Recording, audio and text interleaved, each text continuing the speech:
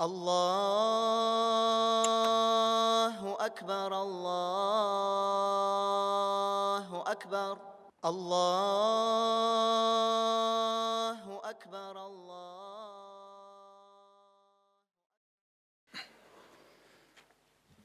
بسم الله الرحمن الرحيم الحمد لله الذي أكرمنا بدين الإسلام وشرع فيه ما يحفظ مصالح الأنام في الدين والنفس والعرض والعقل والمال وما تقتضيه هذه الخمس من المقومات الحياة في الحال والمآل. نحمده تعالى ونشكره ونستعينه ونستغفره ونشهد أن لا إله إلا الله وحده لا شريك له وأشهد أن سيدنا محمدًا عبده ورسوله الصادق الوعد الأمين صلى الله وسلم عليه صلاة وسلاما دائمين بدوام ملك الله وعلى آله الطيبين وصحابته الغر الميامين وعلى التابعين لهم بإحسان إلى يوم الدين. أما بعد، فيا أيها الإخوة المؤمنون والأخوات المؤمنات، إن مما أجمعت عليه الشرائع السماوية واتفقت عليه الاجتهادات البشرية هي وجوب حفظ الدين والنفس والعقل والعرض والمال. الحمد لله رب العالمين. Barcha maqtovlarimiz Rabbimiz Alloh taolaga bo'lsin. Salovat ham duolarimiz suyukli payg'ambarimiz Muhammad sallallohu alayhi va sallamga borib erishsin. Ham mana shulay etib qachondir bizning tubaklarda 19-asrda, 20-asrning boshida, hali hatto o'zgan asrning Rossiyaning ko'p tubaklarida Jumg'a xutbasi tulayim g'arabcha bo'lar edi. Jumg'a xutbasi boshidan oxirina xatli xista g'arab tilida söylenib, bir so'z to'xtashga qistirmaylar edi. Alloh subhanahu va taala Qur'oni Karimda ayta: "Ya ayyuhallazina amanu, ya ayyuhan nasu, ey kishilar, inna xalaqnakum min zakari va untha." Biz sizni bir irat Adam alayhissalomdan ham bir xotin qiz Havodan bor qildik. Va ja'alnakum shu'uban va qabaila lita'arafu. Ham biz sizni o'zaro tanishuvingiz uchun qavmlarga, qabilalarga, xalqlarga, millatlarga bo'ldik. Lekin inna akramakum indallohi atqakum. Shunniqta Alloh taolaning kishilarini millatlarga, xalqlarga bo'luvi ularning shun bilan maqtanir uchun bir-biridan ustunlik ko'rish uchun qilinmagan. Shunniqta Alloh qarshısında sizning akramakum, eng qadrligiz, eng yaxshig'iz, atqakum, ya'ni eng taqvoli bo'lganingiz. Alloh tadan eng qo'rqqaningiz, Alloh taolaning dinine tulayım bo'ysunib, Allohning amirlarini o'taganlaringiz ham Alloh taolaning tiyganlaridan tiyilganlaringiz. Şuna göre ey Allah subhanahu wa ta'ala ul nimetini bergen, alta şulay tilegen, hem biz türlü söyleşebiz. Biz türlü milletlerge bölüngen biz, hem Allah subhanahu wa ta'ala tilini Kur'an'da ayta ayetun dip. Bir Allah Teala'nın bir bilgisi, bir mucizası. Ar-Rum suresindeki iskalana ve min ayatihi. Allah Teala'nın ayetlerinden, bilgilerinden, mucizelerinden halqus semavati vel ardi. Köklerini yoktan bar kılı, hem yerini bar kılı. Bu Allah Teala'nın zor mucizası. Şu 7 kat kökünün bar itilüğü, hem yer şarında bu her nesinin bar itilüğü, o elbette zor mucize. Lakin altı devam ete hem şu Allah'ın bilgilerinden va ihtilafu alsinatikum va alwanikum. Sizning tillaringizning ham tuslaringizning tantisining turli bo'luvi. Ул да Alloh taolaning bir bilgisi, mu'jizasi, bir oyati. Ham islomdagi mashhur buyuk alim Ibn Kathir rahimahulloh taala o'zining tafsirida bu oyatni anlatganda ayta, oyatdagi al-sinatikum, ya'ni sizning tillaringiz. Lisan degan so'z arab tilida ya ul ovuzdagi til deb tarjima qilinadi, yoki kishi so'ylashgan tilda.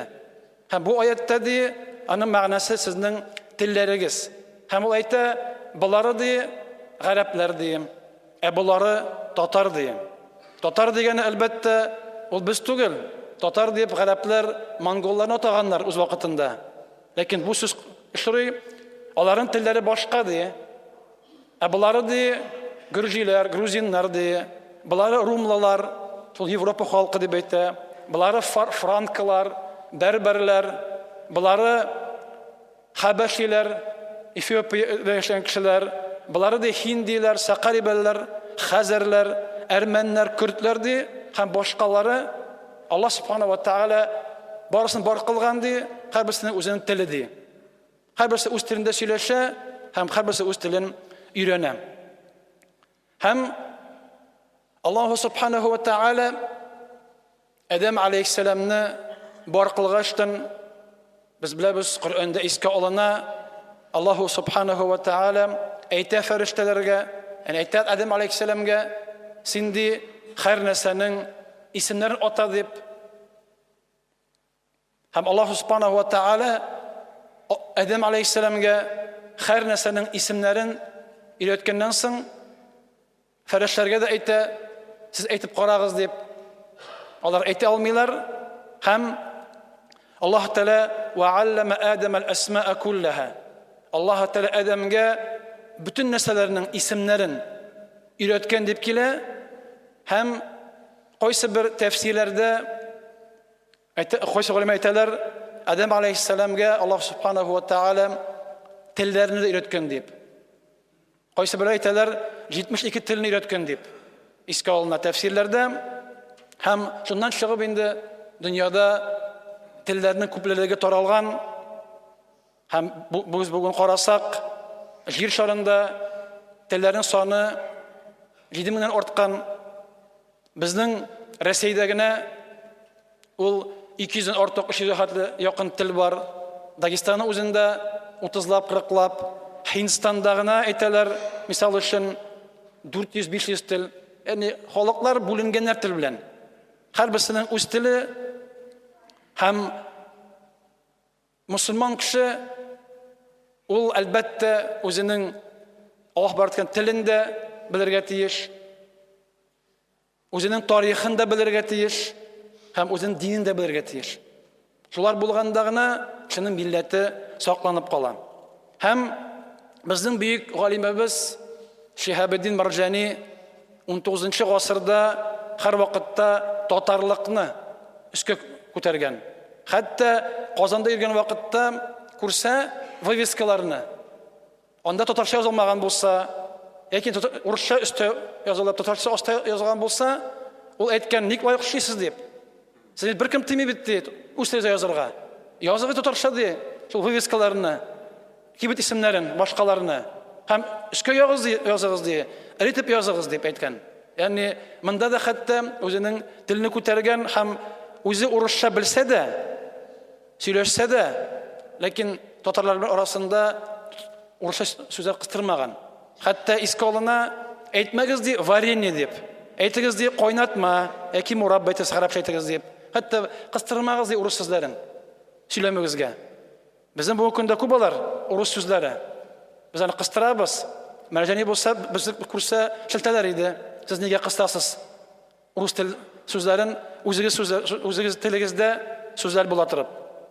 Shulay aytib, tilni bilu ul albatta bek yaxshi. Ertaga yoshroq kishi tillarini bilsa, bir tugul, birinchini bilsa. Mana tatarlar alhamdulillah tatarcha bilamiz, ruscha bilamiz. Ertaga shu tillarni o'rganamiz. Shunga ko'ra dinimiz türlü tillerini öğrenini tıymay. Hopuli gina ol. Muhammed sallallahu aleyhi ve sellem Medine'de Zeyd ibn Thabit ol yaş yigit idi. Ona Medine'deki Yahudilerin tilini öğrenip koşa. O birinci atnaşında o tilini öğrenip koya.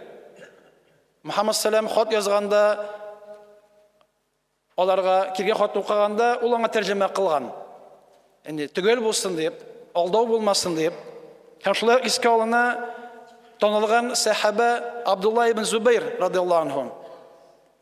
Ol di anın kulları bolgan, türlü milletteki. Ol onlar bilen her birisinin üst tilinde söyleşken. Her bir kul bilen tilini öğrenip, onun üst tilinde ona söyleşken tek şeyge jaylı bolsun deyip, ko'ngilin kuruluşun deyip. Şuna göre tiller bilүү, tiller öğrenүү ol albatta bik hayırlı, bik yaxşı ibar. Hem bitinde biz til orqali söyleşemiz. Başka bir orqali söyleşip bulmay. Көріп кіне бітінде, işitip kine, tuyup kine biz aralaşa almayız. Hatta көрүдө bizden күндүз көрөбүз, түндө көрө албайбыз караңгыда. Бар dünyada kim aralaşa, ул бармак bilen. Сукалар окуйлар бит Braille системасы bilen. Нокталар bilen ойлап чыгарган bir киши, әле 19 гасырда деп. Бүгүнкү күндө китап ясыйлар, алар бармак аркылы окуйлар. Biz әлбәттә күз белән укыйбыз, ләкин бит тел аркылы, кулак аркылы algan мәгълүмат күп мәртәбә җиңелрәк тә, зуррак та була. Һәм бу әлбәттә кирәкле бер. Ләкин кешенең үз телен белгәннән соң әле үзенең динен телен белү. Аллаһу субханаһу ва тааля Qur'onni иңдергән гарәп телендә. Һәм ахыр заман пәйгамбәре Мухаммад саллаллаһу алейхи ва саллям гарәп булган. Аның бүтән килгән хадисләре арабча булганнар. Аның сахабалары күпчелек гарәп булган. Шуңа күрә ислам динендә мусламан өчен төп тел ул гарәп теле. Гарәп теле бергән вакытта гына динне аңлап була. Араб телен белмәсәң, Qur'onni аңлый алмыйсың. Хадисләрне аңлый алмыйсың. Һәм ислам тарихында бүтән төп kitaplar, dini kitaplar. Barысы да гарәп телендә. Шуңа күрә, менә ислам дәүләте ни кадәр зур таралган, киңәйгән җир шарында. Һәм ни кадәр бар галимнәр ара гарәп түгел. Ләкин алар гарәпләрдән дә яхшырак белгәннәр. Хадис гыйлеме булсынмы, хәтта гарәп теле гыйлеме булсынмы, кашагында гарәп булмаганнар, гарәпләрне узганнар гыйлеме ягыннан. Һәм İkinci halife Ömer ibn Hattab radıyallahu anhu Abu Musa al-Ash'ari radıyallahu anhu'a yazgan. Amma ba'd ham şundan soň sünnetni öýrenigiz diýen. Garap tilini öýrenigiz diýen. Ham Qur'onni garaplar okugan kibik dürüst okugyz.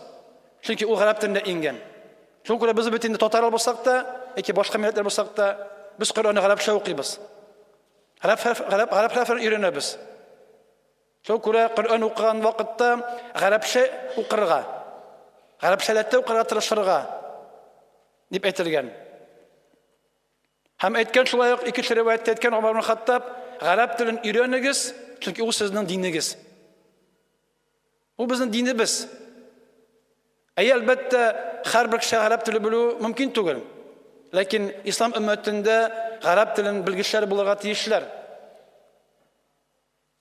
Çünki tercüme kılganda da, Tatar tiline mi, Rus tiline mi, Qur'onni tercüme kılganda mı, hadisni tercüme kılganda mı, başka dini kitaplarını tercüme kılganda mı, tercümenin dürüstlüğü o koyta tercümeçinin garap tilini bilүүne hem dinni bilүүne. Hem alek o vakitte tercüme kılınan tilini de, Tatar Rus tilini bilүүne de koyta. Çünki olay bulmazsa onları küp muhatap çıkacak. Hem tercüme ol original tugul. Tercümege negizlenip galim bulup bulmay. Garap tili bilgen kişi gine Qur'onni, hadislerini, galimlerinin kitapların garap tilini okuyan kişi gine galim bulu ala. dürüst аңлый ала. Тәрҗемәгә таянып, фақих та, муфти да булып булмый. Чөнки кеше кайта алмый төп мираска. Ул эзләй алмый китапларда, әгәр аңламаса белмәсә. Шуңа күрә менә хәтта мин башлаган бит хутбаны гарәпчә генә. Галимнәребез хутбада гарәпчә булырга тиешлегәннәр. Бу дүрт мәсхәб галимнәре. Имам Шафи'i да әйткән, Малик та, Ахмад та, Абу Ханифа да әйткәннәр, без намазны гарәпчә укыган сыман, бит намазны гарәпчә укыйбыз. Намазны бит тәрҗемә кылып укып булмый татарча урысчага, яки үзбәкчә таҗикчага. Без азанны гарәпчә әйтәбез, азан намазга чакыру. Ул гарәпчә татарча әйтергә ярамый, азан булмаячак ул. Башка телдә әйтергә ярамый. Чөнки бу диннең төп әйберләре, нигезләре. Ләкин намаз укыган вакытта, азан әйткәндәме, безнең бар күңелебездә нәрсә әйтә сагында муәззин. Нәрсәгә чакыра ул? Яки намаз укыганда, сәна укыгандамы, Фатиха укыгандамы, Әттәһият укыгандамы, без нәрсә укыйбыз микән дигән сорау турыга тиеш. Арабча белмәсәң, укы тәрҗемәсен. Якынча бер нәрсә укыганнарыңны. Ул вакытта намазның тәме дә башкача булачак. Шуңа күрә элек хутбалар гарәпчә булган. Татарларда да, башка милләтләрдә дә нәкъ гарәпчә булган, башка телне кыстырмаганнар. Шуның өчен аларның җомгага хәтле вагыз булган, татарча булган. Вагыз татарча булган, аннары хутбасы гарәпчә булган. Әле узган 90-нчы елларда да кайсы төбәкләрдә йөргәндә ишкән булды, кайсы мәчетләрдә бабай гарәпчәне укый хутбаны. Бер хутба ул, аны ятлаган аны. Яттан укый ничә еллар буена. Анда утырсаң син дә ятлар хутбаны. 1-2 ел йөрсәң, тыңласаң. Ләкин бер хутба гарәпчә укыган, чөнки галимнәр шулай әйткәннәр. Бу бездә татар галимнәре узган гасырның башында татарлар гарәпчә аңламыйлар дип, аларга хутбаны үз телләрендә сөйләсәң хәерлерәк булыр дип, әзрәк аң белем артыр дип, кеше җомгага килгәннән соң әзме күпме гыйлем алып китер дип, шул яктан ул кергән. Анда бик зур бәхәс барган, талаш барган анда, берсене гаепләгәннәр. Шуңа күрә без гыйбадәтләребезне гарәпчә башкарабыз. Һәм гарәп теле ул безнең дин теле, төп тел. Һәм гарәп телен белмәгән кеше ислам турында фәтва биреп, анда fikir әйтә алмый үзе. Тәрҗемә укып кына галим булып булмый. Чөнки тәрҗемәне кым кылган аны. Дөрес кылганмы, дөрес кылмаганмы тәрҗемәне. Һәм инде бер сүзнең бар, мәсәлән, 15 мәгънәсе. Тәрҗемәче кайсын алган микән? Мисалны тегесен алганмы? Аны алган тәрҗемәсе туры киләме, юкмы? Оригиналга. Шуңа күрә гарәп теле төп, гарәп теле белгән кеше әйтә ала, укый ала, аңлата ала, белмәгән кеше шул белгән кешедән сорый ала. Белмәстән Коръән тәрҗемәсе булсынмы, Бухари тәрҗемәсе булсын, башка тәрҗемә булсынмы, аңа укып кына менә монда шулай әйткән дип, шуңа шулай булырга тиеш дип әйтеп булмый. Алай әйтергә хәтта куркыныч та качагында. Һәм шулай ук безнең танылган шәхесебез Ахмад Хади Мақсуди.